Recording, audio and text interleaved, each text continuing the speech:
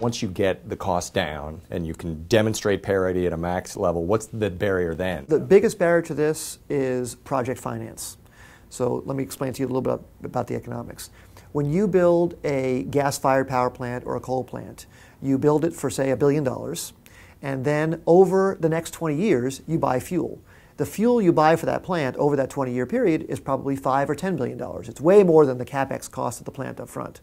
Maybe 80% of the cost of the plant is paid for over 20 years, and only 20% is paid up front. With a solar power plant, the fuel is solar. It's free. So you're building the whole plant up front. So maybe you'll spend $8 billion up front to build the whole plant.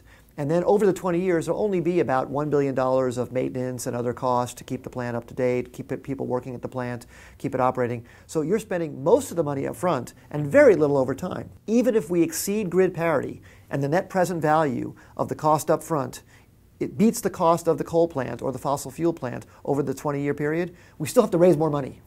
So there's still more money needed. Even if it's a good bargain, even if it's a great IRR, which we have achieved, we still have to have access to capital. So when the world isn't lending, when banks are retrenching, it's very difficult to get these plants financed. We pretty much have to find people with deep pockets to get these plants to go forward.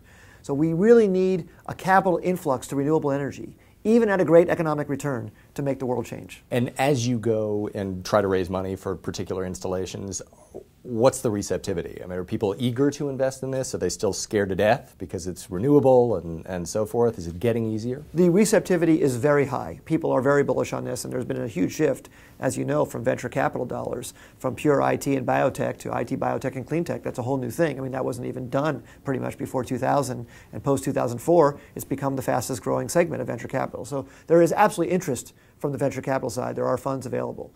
The challenge is it's such a new science and such a new technology to existing venture capitalists that the due diligence process is challenging because they're not as familiar with it. You think of an executive who came out of Intel, who grew up at Intel, and is now doing an evaluation on a new semiconductor company. Well, he knows exactly how to do that because that's what he did his whole career.